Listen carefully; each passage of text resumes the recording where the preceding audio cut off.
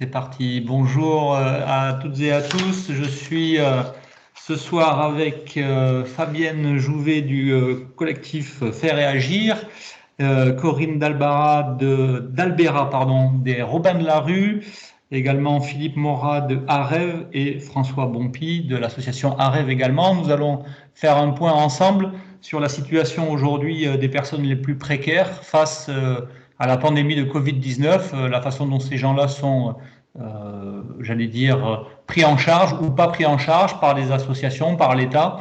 Et peut-être qu'on peut commencer par un petit tour de table, j'allais dire, un petit tour de notre visioconférence pour faire l'état des lieux de ce que vous voyez, vous, sur le terrain. Et puis, on verra ensuite quelles sont les urgences à traiter. Et puis, je vous ferai part, moi, des retours que j'ai pu avoir ces derniers temps du côté de la préfecture. Donc la parole est à vous. Qui démarre? Fabienne, peut-être? Si tu veux. Bonjour. Donc, je m'appelle Fabienne Jouvet. Je fais partie d'une association qui s'appelle Faire et Agir, qui inclut un collectif qui s'appelle Enfants sans toit de Mérignac. Pourquoi Mérignac? Parce que d'abord, on est un peu excentré par rapport à Bordeaux et qu'il s'avère qu'on avait beaucoup de familles dont les enfants étaient scolarisés qui étaient soit en habitat très précaire, soit pas d'habitat du tout. Donc, on s'est réunis avec diverses associations. On a créé d'abord un collectif associatif qui incluait des professeurs d'école, des gens qui faisaient partie de la FCPE, du syndicat d'enseignants, et puis des associations telles que Réseau Éducation sans frontières, AREV et l'association Faire et Agir. Voilà, donc on a monté ce collectif qui tout de suite a fonctionné très très bien avec une vraie coordination quant aux actions qui étaient menées et une efficacité, c'est-à-dire qu'on a pu mettre à l'abri et apporter soutien alimentaire et matériel aux familles qu'on suivait sur la communauté de Mérignac. Voilà, donc ça, c'est notre action au quotidien depuis bien avant le coronavirus et certainement bien après le coronavirus. Mais c'est vrai qu'on s'est trouvé tout de suite, pas dépassé, mais face à des situations qui, pour nous, étaient inconnues. C'est-à-dire qu'il a fallu inventer, innover et tenter de faire face aux problématiques que rencontraient ces familles. D'abord en matière de scolarité, puisqu'il était impossible pour ces enfants de continuer à avoir un suivi scolaire satisfaisant, puisque pas de point Internet, pas d'ordinateur, des habitats précaires où parfois il n'y avait même pas l'électricité, du moins pas toute la journée. Et donc tout ça, ça compliquait beaucoup. Quand ça rajoute une très grande précarité des parents à ces problématiques que rencontrent les enfants, c'est juste inacceptable. Et pour nous, il était impossible de laisser les choses en l'état en disant on verra bien après. Donc on a continué et puis on a trouvé des partenaires pour l'alimentaire, on a trouvé des partenaires aussi pour le suivi scolaire, c'est-à-dire que nos professeurs d'école impriment des fiches d'activité et les amènent aux enfants de manière à ce qu'il n'y ait pas de cassure. Il y a une proposition aussi pour des dessins animés. Pourquoi? Parce que chez eux, on ne parle pas français. Et s'il y a une rupture totale avec l'école, ça veut dire que la langue française n'est pas exercée. Et si la langue n'est pas exercée, il y a une perte rapide de ce langage français. Donc voilà, donc les enfants peuvent pendant 1 heure par jour regarder des dessins animés grâce à des ordinateurs qu'on a trouvés, qu'on peut leur prêter. Enfin, ça a été toute une organisation. Et pour cette organisation-là, on n'a pas eu d'aide de l'État en rien. C'est-à-dire que ça soit pour l'alimentaire, pour tout, il n'y a pas eu d'aide.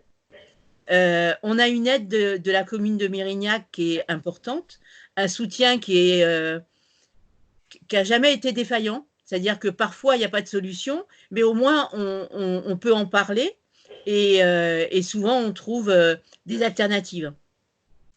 Mais ce qui est vrai pour Mérignac n'est pas pour Bordeaux, où on s'aperçoit, puisqu'on fait partie, en fait, il y a quelque chose de très novateur. Corinne, je ne sais pas si tu vas être d'accord avec moi, mais moi, je suis assez surprise du rassemblement d'associations qui font pas les mêmes choses, mais qui sont complémentaires. C'est-à-dire, il y a les maraudes, il y a Médecins sans frontières, il y a RESF, il y a un tas d'associations dans notre collectif qui fait que on est vraiment complémentaires et du coup, on devient très réactif. C'est-à-dire que quand une maraude, par exemple, signale un problème sur le groupe du collectif, il y a toujours une réponse. Alors, elle est parfois un peu bancale parce que ben, on tire tous des petits bouts de ficelle et puis c'est surtout l'imagination hein, qui fait la différence, comment on peut réagir et apporter des réponses, mais on trouve des solutions. Et là, je répète, sans aucun soutien de l'État, parce que je rappelle que l'État nous a enlevé toutes les subventions auxquelles on pouvait prétendre avant, et que du coup, il a fallu se débrouiller avec moins de bénévoles forcément parce qu'il n'y a plus de possibilité d'avoir des salariés dans les associations, il n'y a pas assez d'argent pour ça, donc moins de bénévoles euh, et, et, et, et, malgré tout, ben, on s'aperçoit qu'on fait face et que les gens arrivent, c'est-à-dire qu'il y a beaucoup de gens qui s'impliquent, qui tentent de comprendre comment on fonctionne et qui apportent leur aide. Voilà, ça c'est le point positif du truc, c'est que on s'aperçoit qu'il y a beaucoup de bonne volonté. Après, il faut savoir cadrer, il faut savoir expliquer ce qu'on fait, pourquoi on le fait, comment on le fait. Mais il y a quand même beaucoup de bonne volonté. Bon, on va rester sur ce constat positif. On reviendra après sur les choses qui manquent dans l'urgence, là, notamment ce qu'il faudrait pallier, ce qui fonctionne pas, mais on y revient après. On continue le tour d'horizon. Qui fait la suite? Philippe. Allez, Philippe. Philippe. François, François, tu parles, c'est ça? Non, non, vas-y. Comme ça, tu vas présenter AREV et moi, je ferai le lien entre Faire réagir et AREV. Oui. Parce que je suis dans les deux. Alors, AREV, ça veut dire accueil des réfugiés en Val de l'Aire, d'abord. Et avant le coronavirus, notre situation, c'était d'accueillir des personnes qui étaient sans abri, qui étaient à la rue, et les accueillir dans des familles d'accueil bénévoles, dans la région du Val de l'Aire, du bassin d'Arcachon, mais aussi de Bordeaux et banlieue. Alors, lorsque est arrivée l'épidémie, nous avons tout de suite pris la mesure dans l'association et fait en sorte que les personnes qui étaient accueillies dans nos familles restent dans les familles. Avant même que le gouvernement décide le confinement, nous l'avons appliqué dans une règle assez stricte. Et ce qui fait que actuellement, les personnes que nous avons mises à l'abri il y a donc un mois sont toujours dans les mêmes lieux. Alors, nous gardons le lien avec ces personnes-là, avec les familles qui les accueillent. D'abord pour un soutien moral, c'est aussi nous avons l'habitude d'accompagner ces personnes demandeurs d'asile. Et d'autre part, nous continuons cet accompagnement en soutien moral, mais aussi en soutien matériel, surtout au niveau de l'alimentation.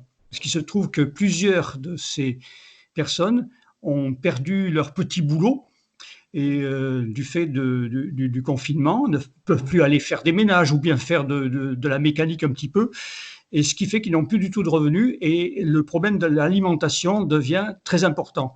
On a donc une souffrance et des personnes qui n'ont rien à manger. Et donc, leur premier souci, c'est comment faire. Donc, on a rejoint, grâce à ce que disait Fabienne tout à l'heure, c'est-à-dire le réseau de distribution alimentaire militant, dont vous faites partie à Mérignac, qui est organisé aussi par plein d'associations qui ont été citées, mais il y a aussi Bienvenue, les Enfants de Coluche, la structure d'organisation qui est à Darwin, Écosystème. Et donc tous ces bénévoles assurent une distribution alimentaire dans les squats, des lieux de vie à Bordeaux, et aussi dans quelques lieux individuels et dans les familles que nous soutenons, nous, à AREV.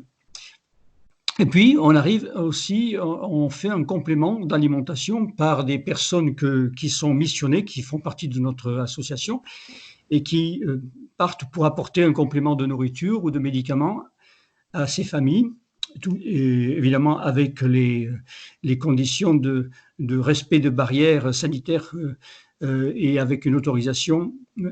Et nous avons déclaré bien sûr ces déplacements au 115 et à la préfecture. Nous constatons que les pouvoirs publics, la préfecture que je viens de citer, est insuffisante dans son soutien, très insuffisante. Nous venons d'écrire avec toutes les associations en solidarité avec les réfugiés une 3e lettre à Madame la préfète pour lui demander d'intervenir sur le plan de l'aide alimentaire, de la distribution, aussi de l'organiser, que ce ne soit pas seulement les associations qui le fassent, et puis sur le plan sanitaire aussi, puisqu'il y a des points d'eau, et ça manque beaucoup de points d'eau en ce moment. Et puis aussi sur l'hébergement, c'est-à-dire qu'il y a encore, malgré les efforts qui ont été faits récemment par la préfecture et les collectivités locales, il y a plusieurs centaines, 200, 300 personnes qui sont encore à la rue et pour qui il est urgent de trouver un logement et un logement indépendant. Allô? Oui, vous m'entendez? Oui, oui, très bien. Le logement indépendant. Parce mal, mais oui. Mal logé, c'est ça que tu dis, Corinne. Je disais que j'entendais pas. Ah. Il y a un bruit métallique. Ah, on est là. Oui, en fait, oui, Philippe, pardon de te couper, mais tu fais référence à cet appel là, des 28 associations qui a été lancé auprès de la préfecture. C'est aussi pour ça qu'on se parle ce soir. C'est que moi, j'ai relayé cette demande que vous avez à être entendu, pas reçu en ce moment parce qu'il n'y a pas de réception physique par la préfecture, mais au moins entendu dans une visioconférence qui me semblerait le minimum, pour relayer vos demandes et on en fera le bilan tout à l'heure. J'ai reçu une réponse. Donc j'ai interpellé la préfecture moi avant-hier et j'ai reçu une réponse que tu indiquais, Philippe, hein, sur les questions alimentaires, sur les questions de logement. Et donc on en reparlera pour faire le bilan de savoir si c'est suffisant ou si ça ne l'est pas. Mais voilà. Bon. On continue notre tour d'horizon. François, tu voulais faire le lien et puis après on passe la parole à Corinne. Oui, donc moi je suis François. Je fais partie de l'association et à rêve et Faire Réagir. Donc, on a rejoint, enfin, j'ai rejoint le collectif, Rêve a rejoint le collectif Enfants sans toit de Mérignac. Et comme il y avait pas mal de personnes, des professeurs, des citoyens d'ailleurs, des syndicats, la FCPE, et des personnes qui participaient déjà à l'association Faire Agir, ben, on s'est réunis. Et on a joint nos deux forces, c'est-à-dire à rêve et Faire Réagir, pour mettre en place ce qu'on voudrait, c'est-à-dire loger les familles déboutées du droit d'asile et qui ont des enfants scolarisés à Mérignac. Pour le coronavirus, eh bien, comme l'a dit Fabienne, on s'est retrouvés bien démunis. Et petit à petit, on a appris tout ce qu'on pouvait faire. D'abord, la première chose, je pense qu'il y a eu un défaut de communication par rapport à nos demandeurs d'asile. C'est-à-dire qu'ils ont été démunis. La première semaine, ils ne savaient pas où c'est qu'ils pouvaient trouver à manger. Ils pensaient que tout était fermé. Enfin, bon. Donc, il y a eu un manque de communication par rapport à l'endroit où ils pouvaient trouver à manger. Ça, c'est la première chose. Deuxième chose, là, au moment où nous, on s'en est aperçus, eh bien, il a fallu s'organiser. Donc, on est allé au relais de solidarité. Il faut dire que la mairie de Mérignac a fait un gros boulot, quand même. Elle a gardé un lieu de distribution d'alimentation, même s'il est un service minimum, il existe quand même. D'accord? Mais le truc, ça a été de faire la communication aux demandeurs d'asile en disant, ou aux déboutés, vous pouvez y aller tel jour, telle heure, puisque tout avait changé. D'accord? Donc ça, ce problème de communication était important et je pense qu'il y a beaucoup de personnes qui n'ont plus eu à manger parce qu'ils avaient ce défaut-là, parce qu'ils ne savaient pas où aller. Et ensuite, ben, nous, on s'est organisés entre bénévoles pour, récupérer les invendus de Carrefour. D'accord? En plus, moi je dis qu'on fait du complément de ce qui existe. La mairie fait son boulot, les associations qui sont restées en place comme Saint-Vincent-de-Paul, le Secours populaire continuent à faire un service minimum, et nous on vient en plus, c'est-à-dire qu'on a réussi à récupérer les invendus de Carrefour, donc on fait, je ne dis pas des maraudes, parce que nous on va chez les personnes, puis on va apporter à manger chez les personnes, donc on a une douzaine de familles qui sont dispersées dans des squats sur Mérignac, mais on en profite aussi pour aller dans les hôtels où on sait qu'il y a des demandeurs d'asile. Donc aujourd'hui, on commence à agrandir notre clientèle, je veux De dire, notre raison d'action. notre rayon d'action. Voilà, c'est pas client, j'aime pas ce mot, mais voilà, on commence parce que à la situation nous oblige à le faire. voilà, parce que la situation, exactement, la situation nous oblige à le faire. Et comme je le disais, la communication est coupée, quoi. Donc, on fait le lien, nous, entre les personnes vulnérables et les endroits où ils peuvent, où les municipalités peuvent encore les aider. Donc, c'est surtout sur l'aide, le complément alimentaire qu'on travaille. Donc, on travaille sur les invents du Carrefour avec l'aide de Saint-Vincent-de-Paul. On a écrit aussi à la Banque alimentaire pour pouvoir bénéficier de leurs services. Et donc là, c'est acté. Et donc c'est acté depuis ce matin, on a la réponse. Et donc, on va pouvoir, nous, petite association, Faire Réagir et AREV, se fournir auprès de la Banque alimentaire par l'intermédiaire d'une association qui s'appelle Saint-Vincent-de-Paul. Donc, quand on disait que les associations, ben, on se tenait la main, je trouve que c'est vraiment bien. On a des bonnes, ça, ouais. on a des bonnes relations et je trouve que c'est un exemple de solidarité. Voilà, entre nous, bénévoles, entre associations. Derrière, les relations avec l'État, c'est pas pareil. Mais enfin, bon, on y arrive quand même, je veux dire. On y arrive quand même. Hormis la commune. Parce que, Voilà. bon, Voilà. on a peut-être de la chance par rapport à d'autres, mais c'est vrai qu'on a une vraie coordination de services avec la mairie. Autant on fait de la veille téléphonique, par exemple. Donc, autant pour la veille téléphonique en ce qui concerne les personnes dépendantes ou très âgées, où là, il faut aller s'informer de leur situation chaque jour, que sur l'alimentaire, la distribution. Enfin, vraiment, il y a une coordination, puis il y a une écoute. Ça fait que les choses sont plus faciles. Voilà. C'est pas vraiment l'idéal, mais c'est plus facile. Ok. Bon, on reviendra, hein, François, sur la question effectivement des relations avec l'État et de ce que fait l'État. Le dernier truc que je voulais dire, c'est qu'on a toujours le problème de l'hébergement. Ce soir, on a une famille, une maman avec 6 enfants qui est à la rue. Et on n'a pas de solution. D'accord? Donc voilà. Et ça, c'est pas de la, c'est du pratico-pratique, ça. Hein. Et donc, on est en train d'essayer de trouver des solutions pour cette famille-là. Voilà. On reviendra après, oui. Ok, on y reviendra. Corinne, est-ce que tu nous entends? Oui. Super. Oui, ça y est, je vous entends à nouveau. J'avais perdu, c'est revenu. Bon, alors moi, je suis Corinne, je suis la coprésidente des Robins de la Rue, une petite asso, hein, une toute petite asso de maraude, créée en 2016.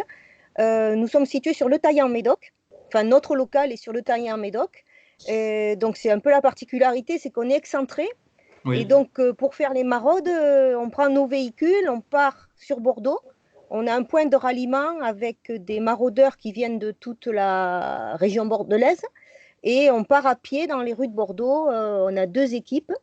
Alors, normalement, on a 2 équipes toute l'année qui sont entre 6 et 12 personnes. Donc, ça fait entre 25 et 30 personnes qui maraudent, en fait. Et on a 2 circuits, le centre Sainte-Catherine et on va aussi sur Mériadec. On a une population en moyenne, ça dépend des moments, si le RSA vient de tomber ou pas, je dirais entre 30 et 70 personnes, un truc comme ça. Et donc, on avait une maraude de prévue, juste le confinement, c'était le mardi. On avait une maraude le mercredi soir. On l'a annulée suite au discours du président le lundi soir. On a annulé la maraude puisqu'on ne savait pas si on avait le droit de la faire ou pas. Donc, il y a eu un petit moment de désorganisation, je dirais, parce que nous, on part quand même avec beaucoup de caddies, on a les vêtements, les chaussures, l'hygiène, les couvertures, donc il nous faut du monde pour porter tout ça. Donc, on pensait bien qu'on n'aurait pas l'autorisation. On a vu, parce que moi, je suis sur le collectif depuis un moment et je connais toutes les maraudes de Bordeaux, dont la maraude du cœur, Graines de solidarité, etc. Donc, que Estelle a été contactée de la maraude du cœur pour faire les maraudes. Donc, oh, pardon. Ah, c'est la Fondation Abbé Pierre. Bon, je verrai après. Donc, excusez-moi, je vais couper. Voilà, pardon. Du coup, je ne sais plus trop où j'en étais. Du coup, on s'est dit qu'on pouvait le faire. Alors, dans mon groupe, certains n'étaient pas pour. Donc, voilà. Bon, j'ai eu l'autorisation quand même de ma coprésidente de l'organiser. Bon, moi, je suis handicapée, donc je ne suis pas sur le terrain, parce que je me suis cassé le bras 3 jours avant, donc le confinement. Mais j'ai trouvé des maraudeurs motivés. On a vu qu'on pouvait être, enfin nous on avait compris qu'on pouvait être 5. Alors maraude, on a 2 équipes de 5 qui partent, mais on a limité à l'alimentaire et l'hygiène. Ah, Ah, On t'a perdu, Corinne. c'est le téléphone, là. sûrement, ouais, ça a dû couper, je sais pas quoi. Corinne s'est figée. Bon, on va continuer. Elle va revenir.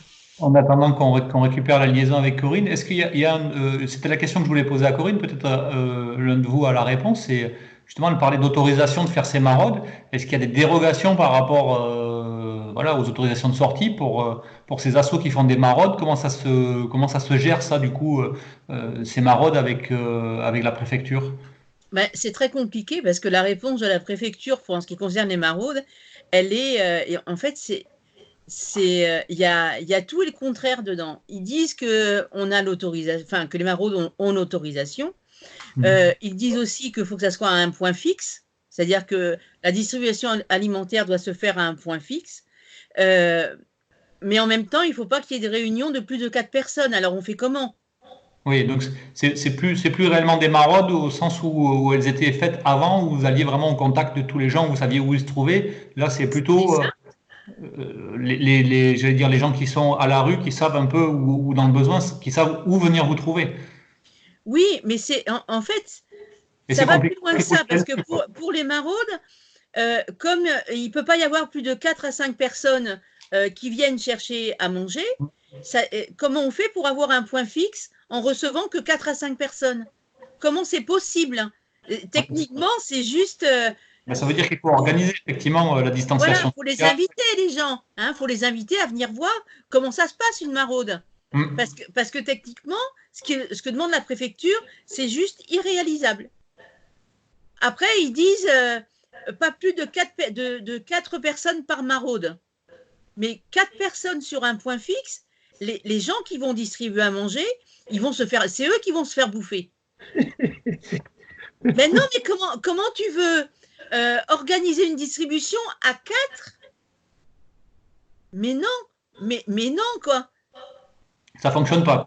Ben non, puis c'est dangereux. C'est dangereux parce qu'il y a pas, enfin, le Ça monde y de est, la rue, c'est pas des bisounours. Ah, j'ai mon ordinateur qui s'était planté, je ne sais pas pourquoi. Donc, oui, vous m'entendez? ouais, Oui, très bien. oui, on t'entend. Bon, ok, alors je reprends. Donc, on s'est organisé. Donc, on amène l'alimentaire, l'hygiène. On amène aussi les caleçons et les chaussettes, quand même. C'est qui est un minimum. On prend des petites commandes de vêtements pour certains. Et on a distribué 25 tentes là, depuis le début. Là, on n'en a plus, donc je viens d'en racheter. Donc, financièrement, on a puisé dans toutes nos réserves. On fait des collectes alimentaires normalement 2 fois dans l'année, ça nous suffit. Mais là, on est passé d'une maraude tous les 15 jours à 2 maraudes par semaine.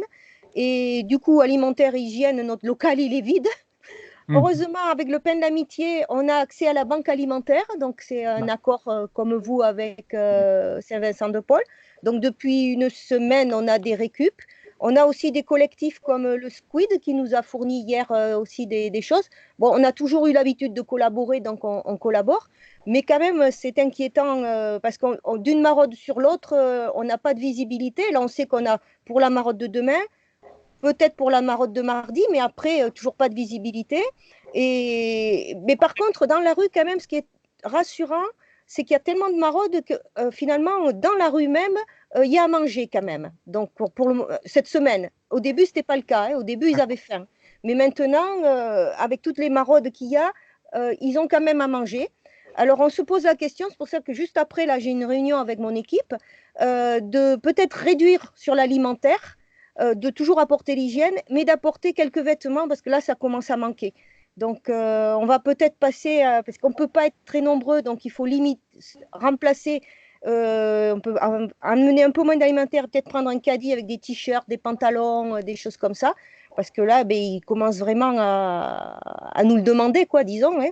Donc voilà, on se pose la question.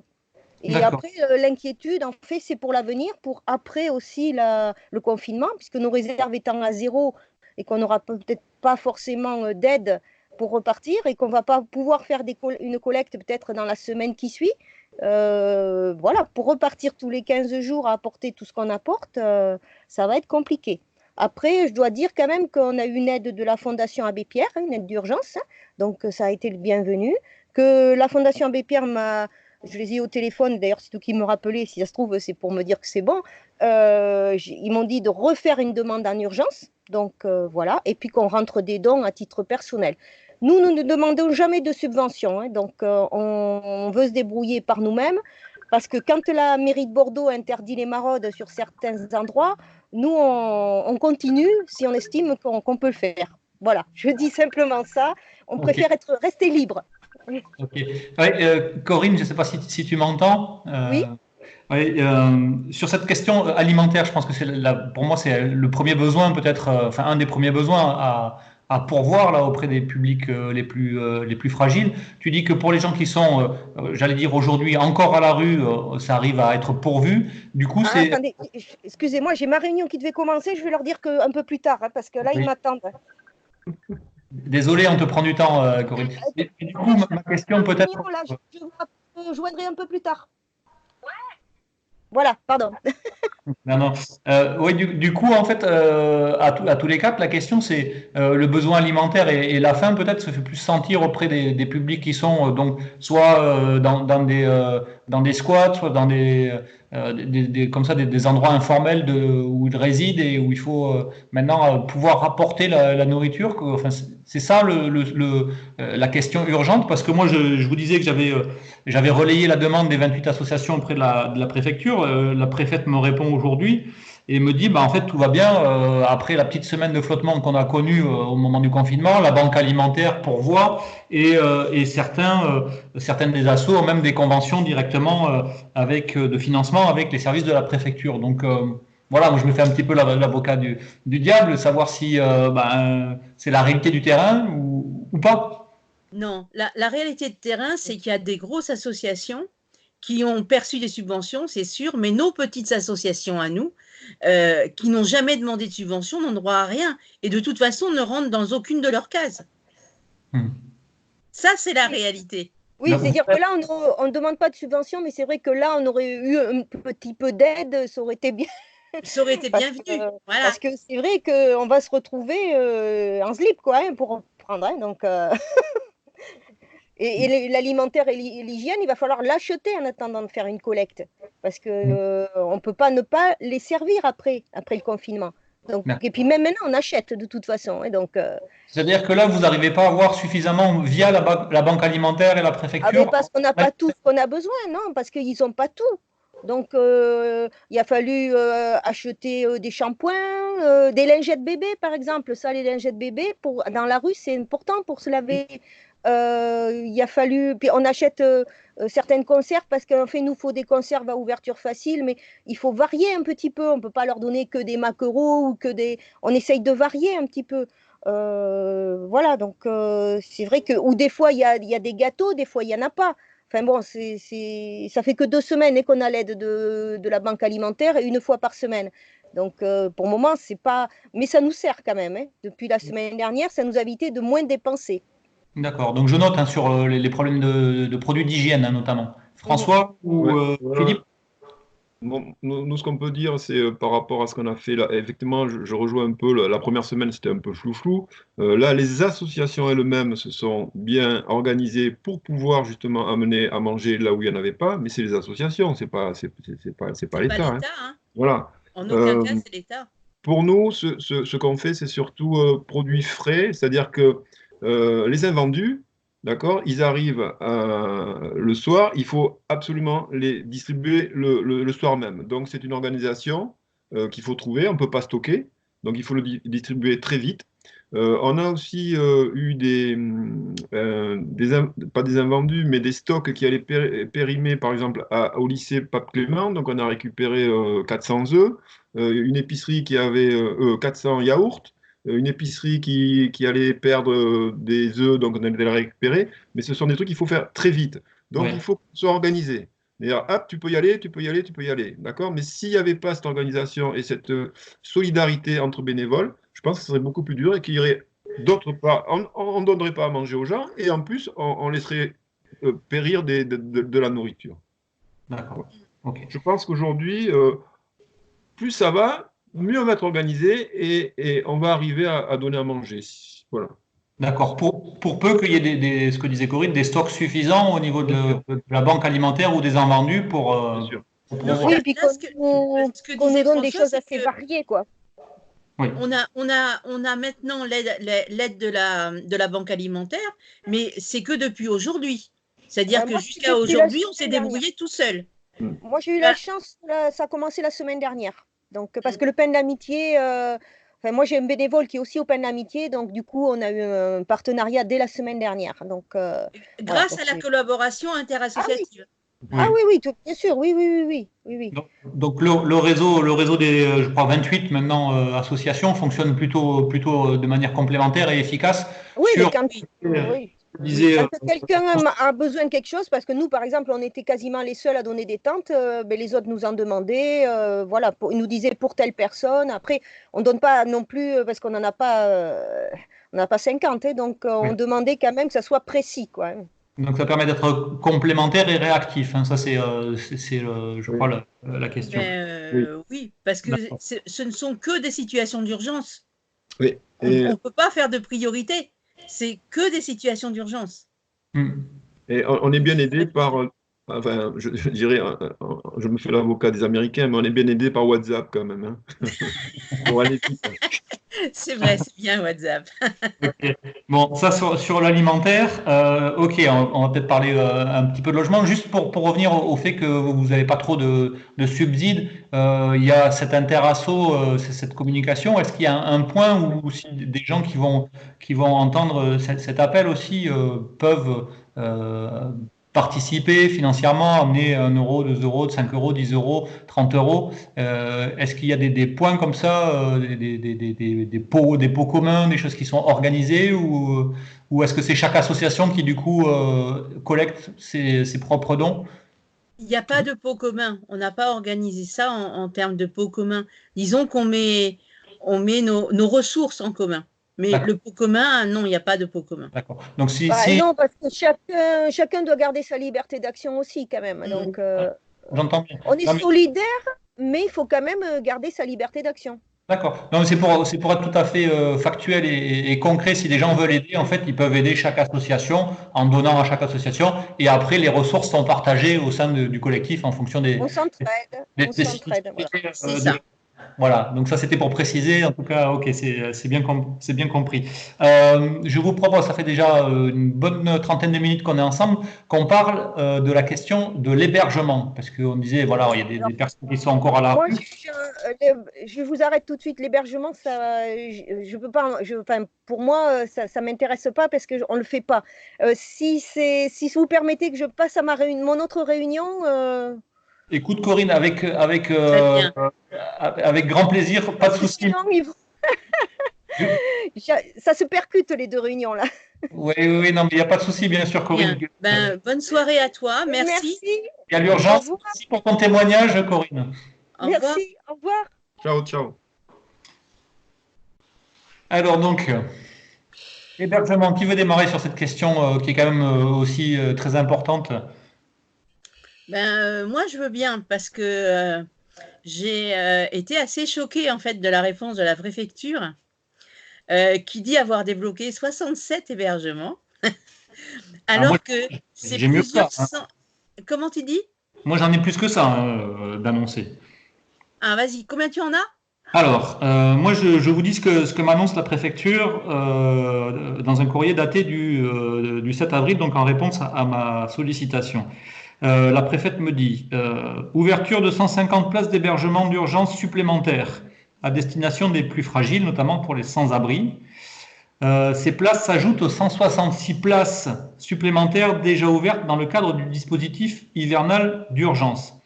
Enfin, donc c'est 150 plus 166, elle me dit enfin 72 places en centre d'hébergement spécialisé ont été ouvertes pour les personnes sans domicile qui seraient malades du Covid-19 mais ne nécessiteraient pas d'hospitalisation.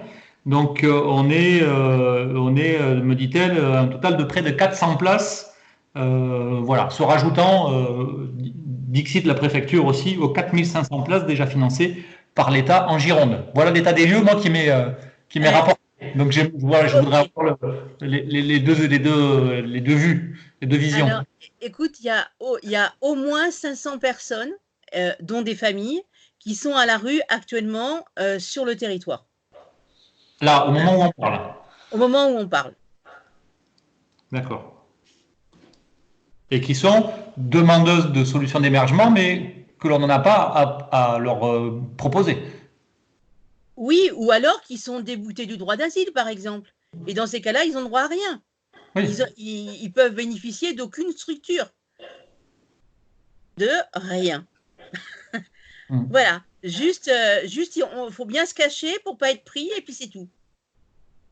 Oui, de toute façon, si tu es pris, après, de toute façon, aujourd'hui, dans les centres de rétention administrative, c'est très, très compliqué, il n'y a pas de place non plus.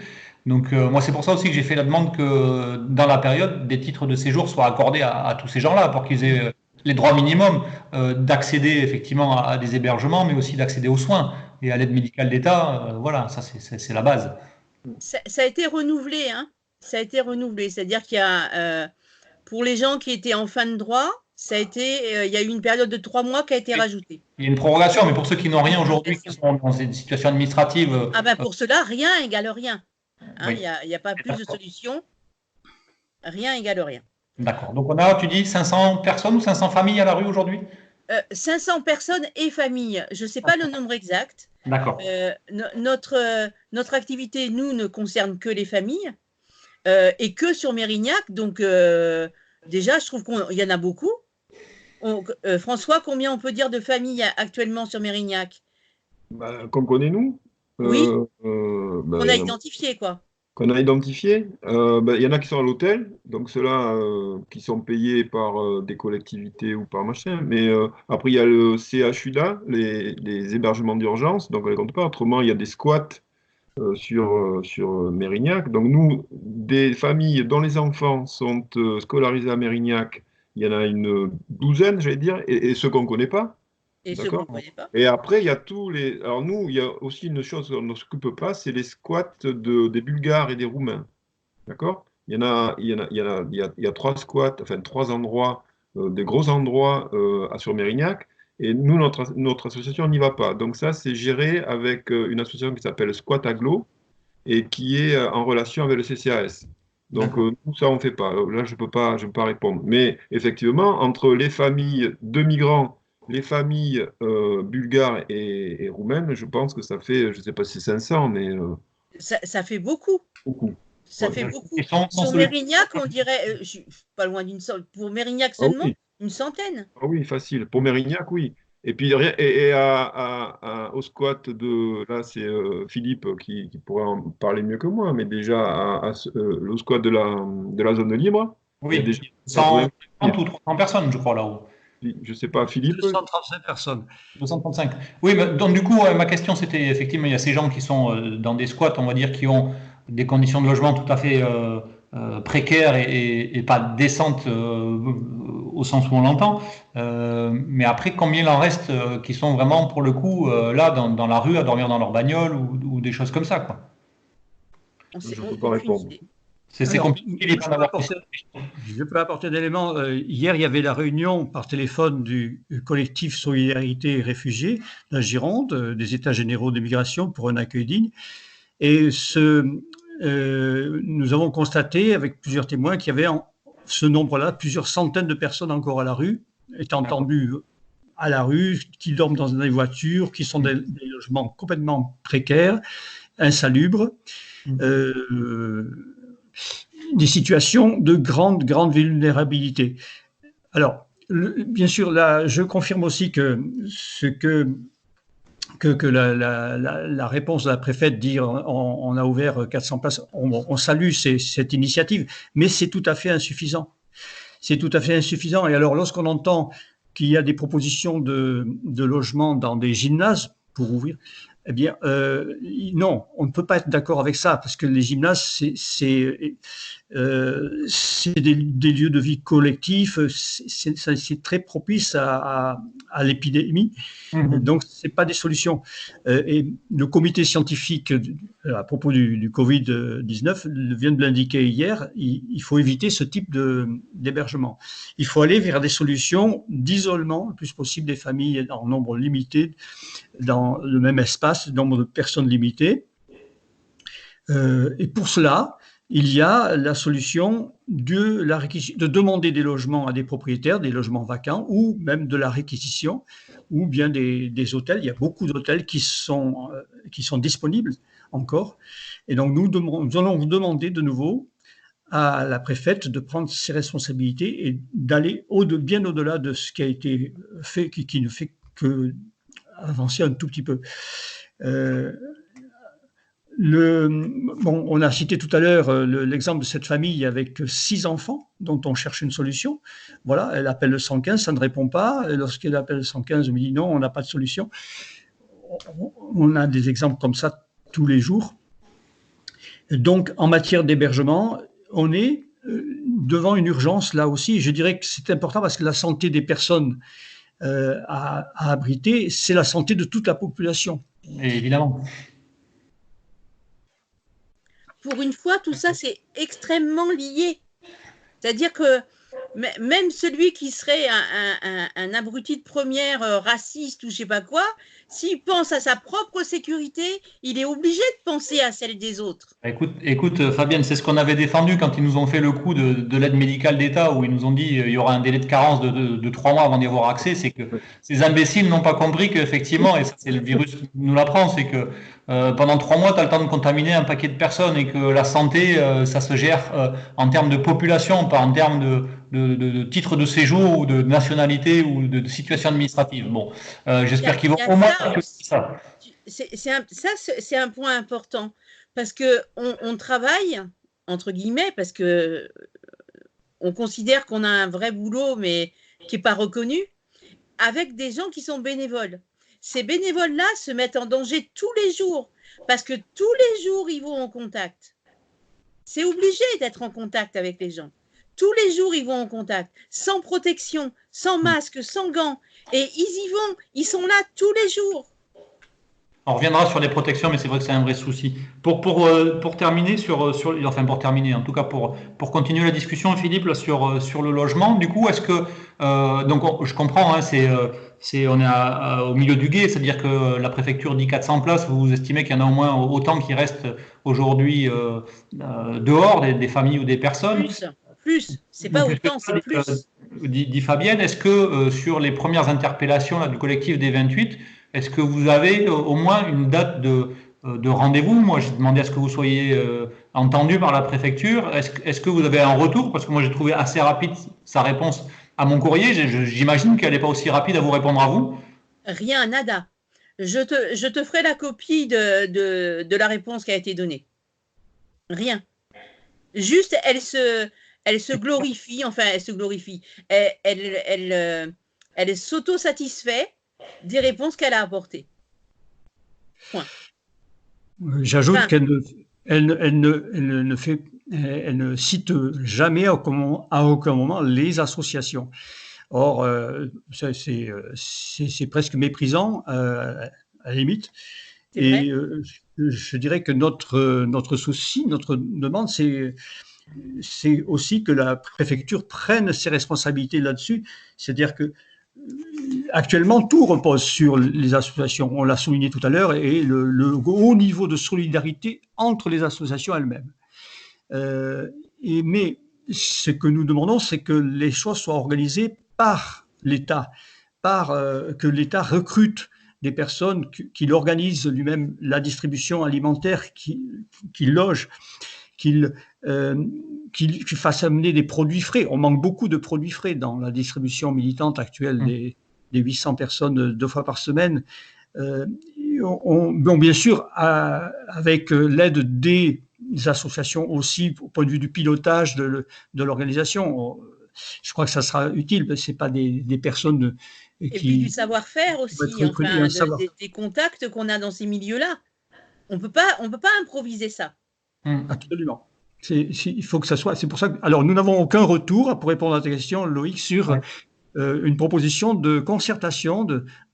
Non, on n'a pas de retour là-dessus. C'est pour ça que nous allons sans doute recommencer une 3e lettre pour repréciser si, au-delà des mesures que nous saluons, il en reste énormément à faire et qui sont très urgentes. Oui. Une chose aussi, je voulais ajouter, c'est que toutes les personnes qui sont hébergées en urgence, elles ont aussi besoin d'un accompagnement social. Et les associations ne peuvent pas faire cet accompagnement. Donc, il faut aussi que l'État recrute des opérateurs pour faire cet accompagnement social. Là aussi, en liaison avec ce que nous avons déjà initié. D'accord. Donc ça, ce que tu me dis là, Philippe, tu me disais que vous avez eu une réunion des États généraux des migrations hier. C'est des choses que vous allez formaliser dans le prochain courrier à la préfecture, où vous allez précisément, concrètement demander sur ces points-là des hébergements, de l'accompagnement social. En corrélation avec les autres associations. Et la distribution alimentaire. Et ça alors, c'est un bloc, en fait. Pardon. Excuse-moi. Vas-y, Philippe. Et donc, on s'adresse cette fois-ci à Madame la préfète directement, en mettant en copie toutes les collectivités locales et nos propres associations. Mais donc, c'est elle qui est notre interlocutrice dans ce sens-là, cette fois-ci. Alors qu'avant, c'était Madame la préfète et les maires, les conseillers. Mais là, maintenant, nous nous adressons vraiment à la responsable de l'État. D'accord.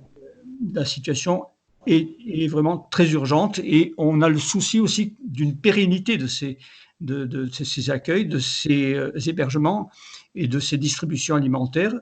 On a quelques inquiétudes par rapport, c'est ce qu'on disait tout à l'heure, le local est vide dans votre association, et les réserves s'épuisent. Ce n'est pas les petites subventions qui ont été reçues qui vont faire que ça dure. Donc, on a aussi souci de la pérennité de l'aide aux personnes précaires. Très bien. Écoutez, je pense qu'on a fait un bon tour de la situation qui est pas reluisante. Pour terminer, juste sur ce point-là, Fabienne, parce que ça fait écho à ce que vit, j'allais dire, l'ensemble de la population, sur l'histoire de vous opérer sans gants, sans masque, pour aller au contact des personnes fragiles. Et ça, c'est bien compliqué. C'est pareil, c'est ce que vous avez sollicité l'ARS, l'Agence régionale de santé, sur ces questions-là. Oui, la priorité, en fait, c'est le milieu médical, ce qu'on comprend. Mais est-ce qu'il est normal que ces bénévoles se mettent en danger tous les jours sans protection? Je veux dire que le milieu médical soit favorisé, oui, bien évidemment, mais il n'y a pas que le milieu médical. Si demain les bénévoles considèrent qu'il y a trop de risques à aller porter des repas, établir des maraudes, emmener à manger dans les familles, etc., ça veut dire que tous ces gens sont appelés à mourir. Oui, alors Fabienne, je vais pondérer ça un petit peu, ou en tout cas, ça va pas te rassurer, mais moi j'ai posé la question par rapport effectivement au personnel prioritaire, aux professions prioritaires sur les distributions de masques, parce que aujourd'hui, personne n'est en mesure de fournir, l'État n'est pas en mesure de fournir, et la région non plus, l'ARS. Oui, ça on l'a bien compris, puisqu'on fabrique nous-mêmes nos masques en tissu. Ouais, ni même aux soignants, Fabienne. C'est-à-dire que moi j'ai été interpellé par des. Au moins nous fournir en gel. Au moins ça. C'est à leur portée, ça, de nous fournir du gel. Question que j'ai posée, donc ils ne sont pas aujourd'hui en mesure de dire à quel moment et quel volume de ces protections vont être livrées. Moi j'ai des infirmières libérales sur mon secteur qui n'ont pas de masque. Il y a des ambulanciers, donc des transporteurs sanitaires qui transportent des personnes Covid-19 qui n'ont pas de masque. Et donc vous, militants associatifs qui êtes, j'allais dire, en fait, c'est tous les gens qui sont aujourd'hui confrontés directement à l'épidémie. Donc on a dit les personnels soignants, les militants associatifs, mais c'est également le cas dans le monde du travail où c'est aussi insuffisant. Il y a des gens qu'on envoie travailler sur des secteurs non essentiels et qui n'ont pas de protection. Donc ça ne te rassure pas, Fabienne, mais je veux dire que Non, c'est pas rassurant. on est tous face à cette pénurie et quand incessamment sous peu, ils vont nous dire que les masques vont être fortement conseillés à toute la population, je ne sais pas de quel masque ils parlent parce qu'il n'y en a pas. Mais en fait, c'est les masques. Nous, on fait des masques en tissu